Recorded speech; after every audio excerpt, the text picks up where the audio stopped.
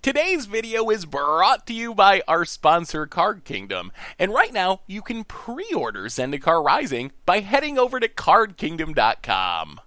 Hello everyone, it's Seth, probably better known as Saffron Olive, and it is release week for Zendikar Rising, which means all this week we're talking new Zendikar Rising cards in Constructed, and today it is Pioneer Day. Joining me to talk about the 10 best Zendikar Rising cards for Pioneer is Krim. How's it going today, Krim? Morning, Seth. I am excited, and as always, because, new set means potentially all the sweet new cards into older formats. And there are some sweet cards in this set, I think, for the Pioneer format. There's some stuff I'm really excited about, and I guess we should jump right into it. Start talking about our 10 favorite Zendikar Rising cards for the Pioneer format. So coming in at number 10 on our list, we have everyone's favorite color pie break, Feed the Swarm, our black disenchant / creature removal spell.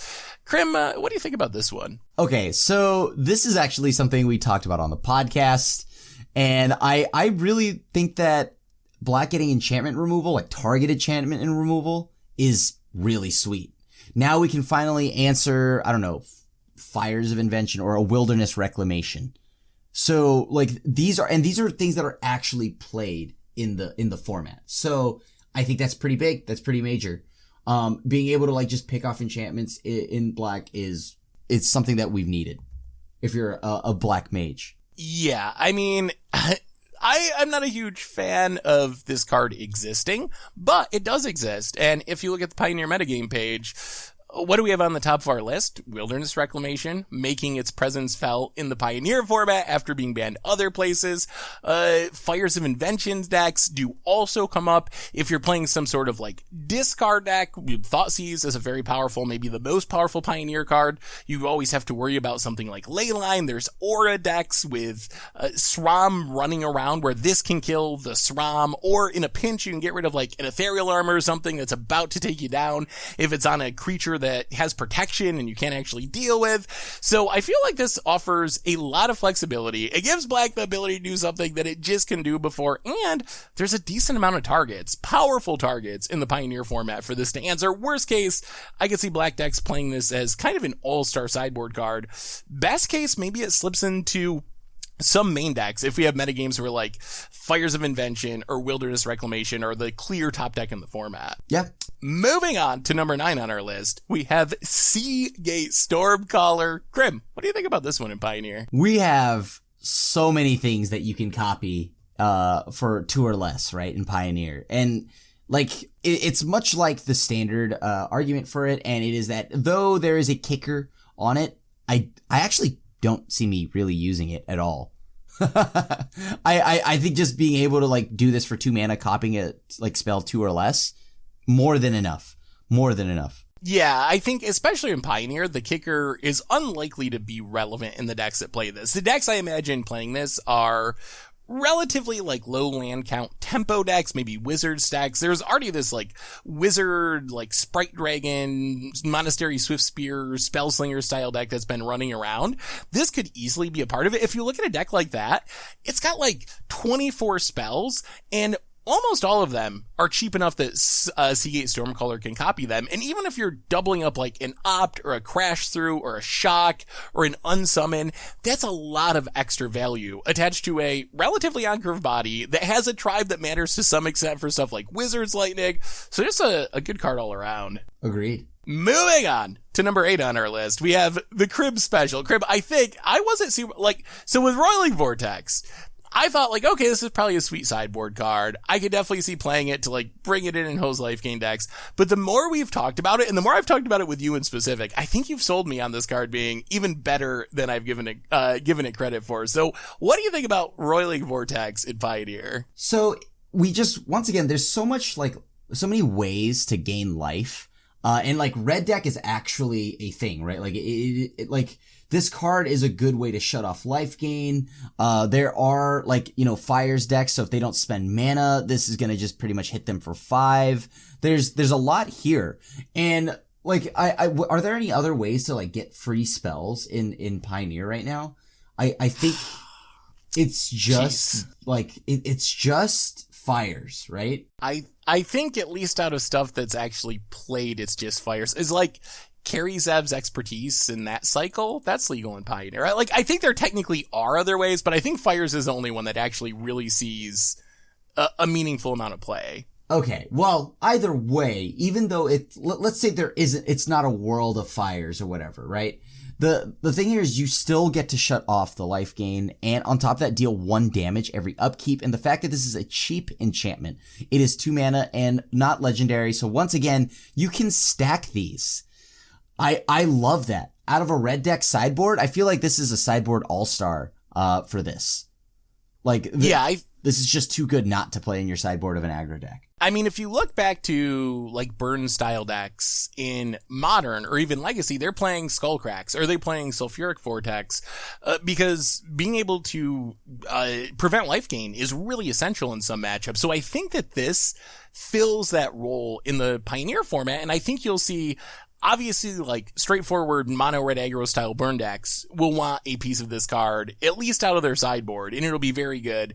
And then you have, like, various Gruul and Rakdos style decks. I think it's in the conversation there as well. You do have a lot of life gain in the format. You got the Uros, you got big life-linking creatures. You have Kalidas, like the Niv to Light decks, like, you know. Like There's a lot of things that gain life, so it hits on a lot. Even if you never deal damage with the free spell mode, I think this is still something that I would be playing in my sideboard slots in Pioneer. Moving on to number 7 on our list, we have Nighthawk Scavenger. What do you think about this one, Crib? Rogue! I thought we'd finally move past that. Okay, tomorrow, Crib. Tomorrow is the true test.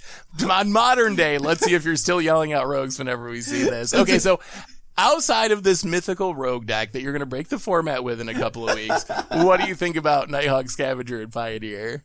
Okay, so there are actually, like, ways to, like, burn this card out, I think, but you know what? It's still such a solid, like, threat, right? It's so good against aggro where in this format, like, in like Pioneer, there's actually a lot of aggro.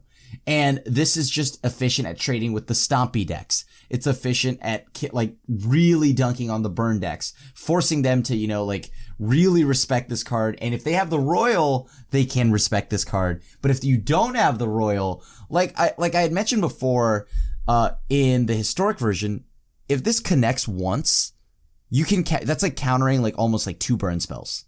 Just connects once. So they cannot let this hit. Yeah, and I think that is a very good point. I think you can play that as a roadblock against aggro where you're just shutting it down. Mono black aggro, already a really popular deck in the format. Yeah. So that is a potential easy home for this card. It kind of works with the evasive, aggressive theme.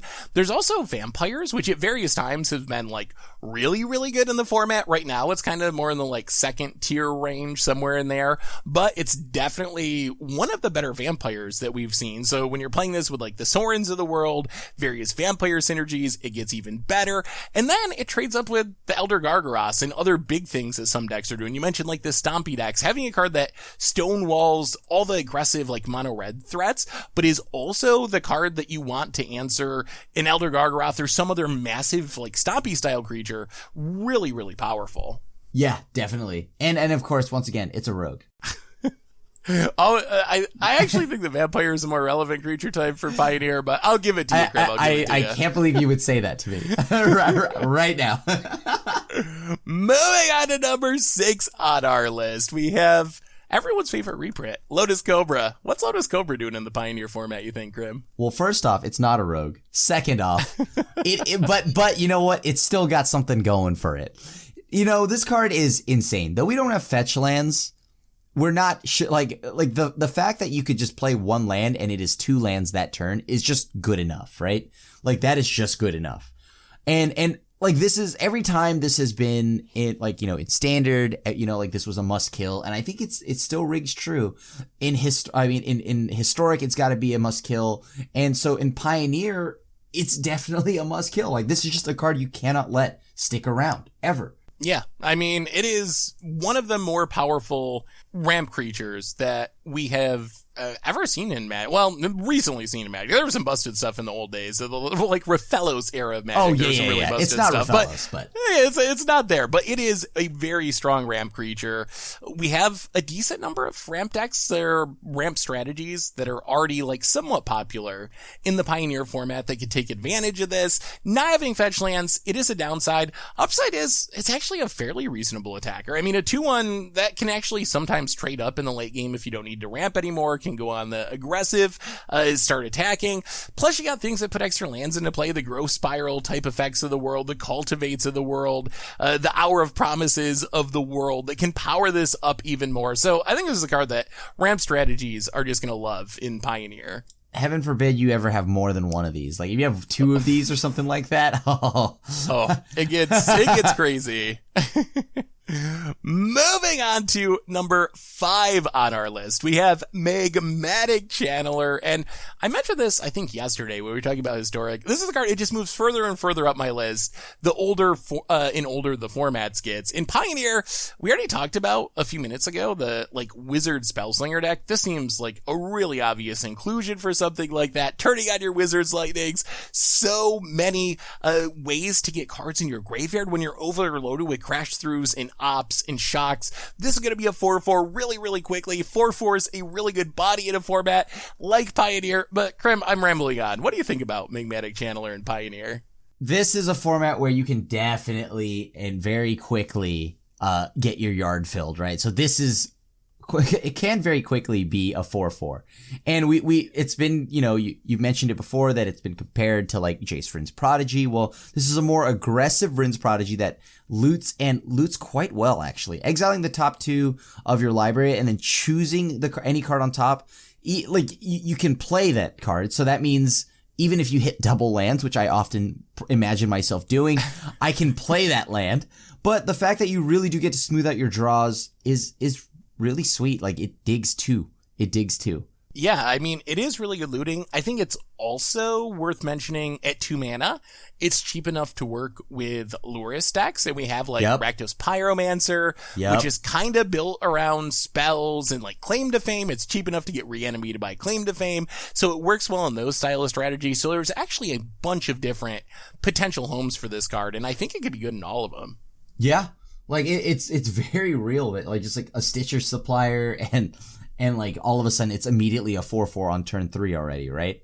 Like and ready to attack on the turn it can attack. So like that's the exact home I'm imagining for this card is Rakdos Pyromancer. Moving on to number 4 on our list, we have Skyclave Apparition, our new spirity removal spell. Krim, what do you think about this one in Pioneer? So we talked a little bit about this in Historic and how like Spirits is still missing a few things there, right? But in Pioneer, it has the spirits that we had mentioned, right? It has the Spell Quellers. It has the Mausoleum Wanderers. Now it just got another powerful tool. This and Spell Queller in the same deck is pretty major, right? Because now you have a solid removal spell that exiles whatever it is. It doesn't matter. It's gone. And then giving them some dinky token back, like that's fine, right? Like whatever. Like you're A-okay with that. So this card is big.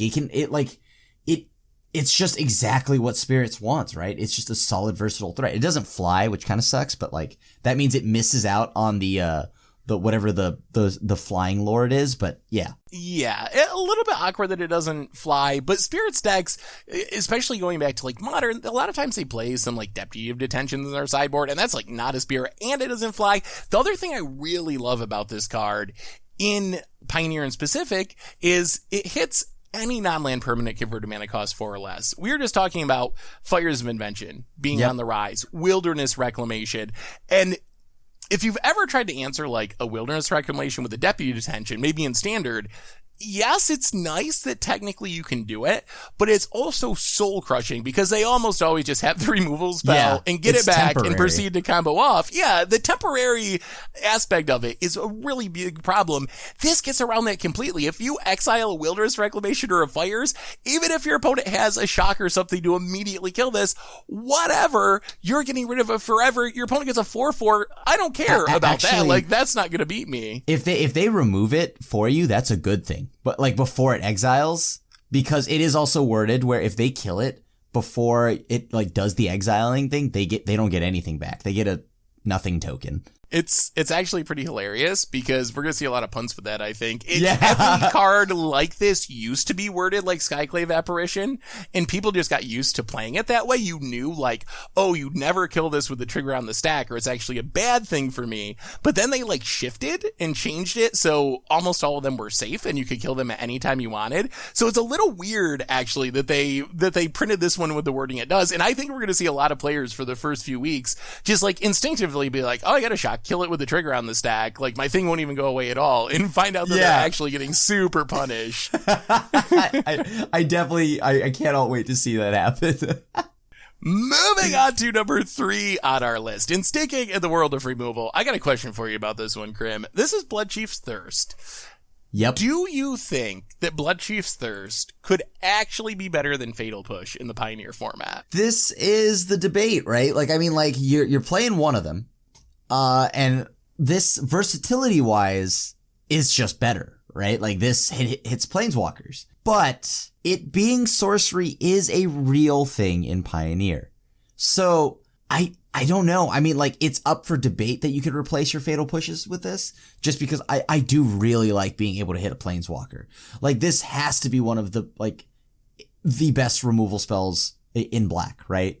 Like, it just has to be. Yeah, I think, it's so close. I think I could see arguments on both sides. To put it in context, right now, Fatal Push is the number 1 most played card in Pioneer. Played in 40% of decks, almost always is a 4-of. So that's how good this is. Would you replace your Fatal Push with this? So upsides for Bloodchief's Ascension. Kills Planeswalkers if you kick it. Also, kills anything. In Pioneer. It kills anything, but including Planeswalkers, which Fatal Push can never do. Yeah. Fatal Push, the downside too in Pioneer is we don't have fetch land. So even though Fatal Push is really heavily played and is still very good, it's not like Modern, where in Modern you can just always kill anything up to 4 CMC, because you always have a fetch land to crack. Like, it's very rare that you don't turn on Revolt. That isn't really a thing in Pioneer. It's a lot harder to actually revolt a Fatal Push without having fetch lands running around. So you get that extra flexibility out of Bloodchief's Ascension, where for 4 mana, you're always going to be able to kill whatever you need to kill. Sorcery speed, that is a concern. That is the only, I mean, if this was an instant, slam dunk, no doubt. Oh, yeah. This replaces Fatal Push. As a sorcery, that is a bit of a catch. There are Monastery Swift Spears and Hasty Threats running in. Being able to kill things at instant speed is relevant, but Mutavaults, by the way. Mutavaults, creature lands. Yeah, there are downsides, but I think regardless, the fact that we're actually having like a straight face conversation as to whether this could replace the most played card in the Pioneer format, like even that is a testament to how strong this is. Even if it doesn't end up happening and it doesn't just replace it, I think there's at least a spot for this. Maybe you play a split, couple Fatal Pushes, a couple of these.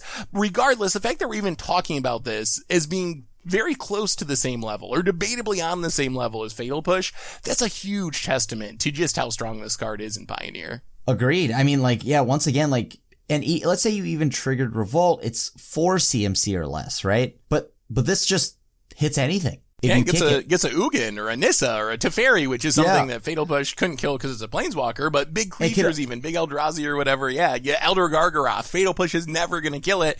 This takes it down no problem. Yeah, like, which was a thing, like, people would be like, they would be like, all right, well, you couldn't kill my Tasker because, Tasker gets around Fatal Push or something. Not that anyone's playing Tasker, but yeah.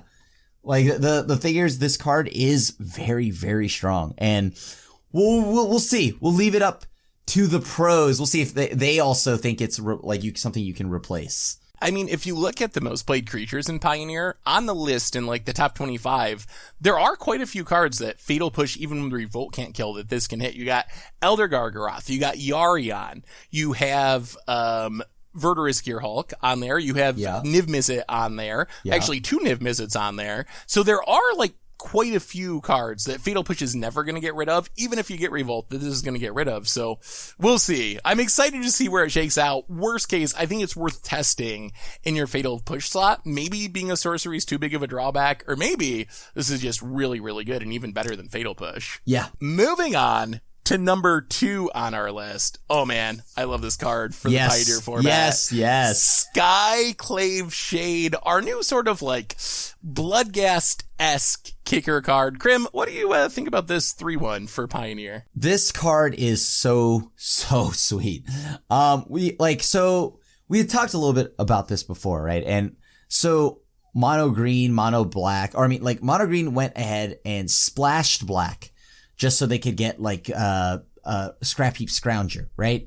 So now you have something where when landfall happens, you can cast it again, and you can, like, late game, you can kicker it. So then it becomes an even more powerful card. It becomes a 5/3. So like this card is super duper solid. Just all around, because there's the Sultai kind of dredge deck. There's, there's all the aggro decks that I've already mentioned. This just slots right into so many aggro shells already. So just a good card, and being able to like reoccur it is just solid. Yeah, I think level 1 for me is just mono black aggro. One of the best decks in the format. Already plays Scrap Heap Scrounger as a 4 of. In that deck, I think this is just a better Scrap Heap Scrounger. You got essentially the same attack power, the same unblockable ability, where it can't block ability. So you're getting a very similar card. Scrap Heap Scrounger is also 2 mana from the graveyard. The problem with Scrap Heap Scrounger is you also have to exile a creature from your graveyard to put it into play from your graveyard. And if you look at the mono black deck, it's built around like Bloodsow Champions, Dread Wanderers. It doesn't necessarily want to be exiling those because it wants to be getting those back from the graveyard as well. Skyclave Shade, I think just making a land drop, that is a lot lower cost than exiling a creature. Then you have the kicker ability. Then, as you mentioned, you have like the pseudo dredge decks where you can use this to get back Prized Amalgam. We've seen those kind of crop up since Silver Smoke Ghoul came around, giving you another creature that comes back into play from the graveyard. This feels like a really easy inclusion to power those decks up even further. This card, I mean, slots into one of the best decks in the format and has potential to power up some of the new rogue decks of the format. What's not to love about that? Wait, did you say rogue decks? Oh no! That Freudian slip. Did you say rogue? All right, let's move on. Number 1 on our list. It is not a rogue. It is also not just one card. It is a whole group of cards that we've talked about every single video so far this week. The double face modal flip cards. Krim, I'm sure people are tired of hearing us talk about them. Let's give people the short version of why these cards are good. Break it down. Okay.